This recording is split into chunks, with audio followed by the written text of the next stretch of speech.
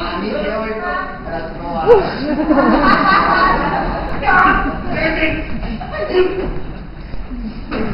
Neka ćemo razjasniti stvar. Joj, tako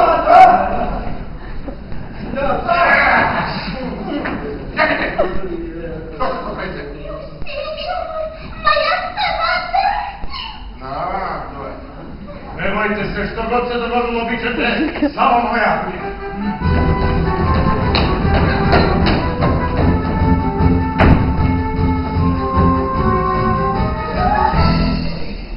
Gospodine Pantalone! Gospodine Pantalone!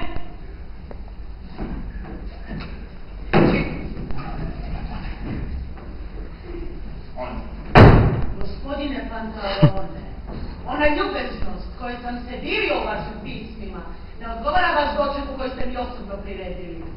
Pošaljem vam slugu s porukom, ali me ostavite vani u dok ćete se pustiti u kuću tek nakon pola sata. Oprošamo. Osteri. Federico Rascloni iz Torina.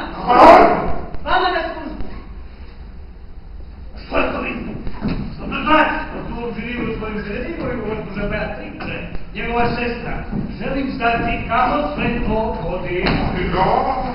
Ali mi se jasni zapanjac. Mislim, meni je drago što vas vidim, jer ovi zdravnik su čuli loše vijesti o vama, ne? Iako je da mi još ništa ne vjerujem, znate, no?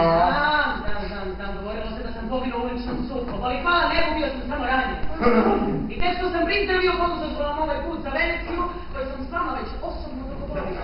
Izvolite. 4 ugovora vaših prijatelja partnera. Jedno od njih potpisao je ravnatelj vaše banke. Prepoznat ćete potpise i bit ću vam jasno tko sam ja.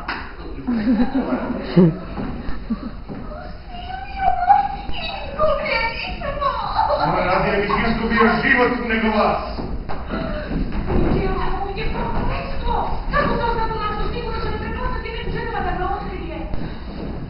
Dragi prijatelju! Čini mi se da vas poznaje. Sjećate se gospodine iz Torina, Brielle Calicchia. Da, sad vas prepoznalo. Prijatelju, što radite u Veneciji?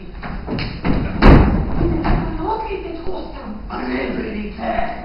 Ovdje sam gospjoničar, vama na službu gospodine.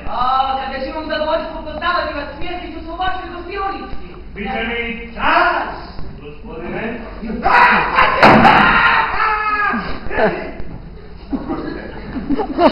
Možete reći shvatio sam.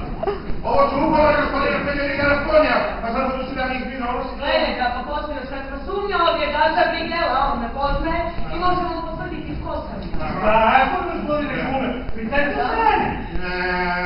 Pa sad ja, budući da to su te ne samo ugovori, nego i moj dragi kum Brigela, onda ja ne mogu drugo nego vjerovati, evo, radujem se.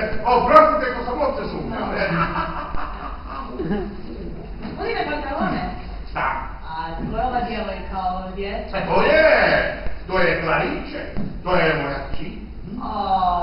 Nju ste mi namijenili za ženu. Da, gospodine, da, baš nju, sad da gospodine. Hoćo, dopustite čas da vas pozdravim.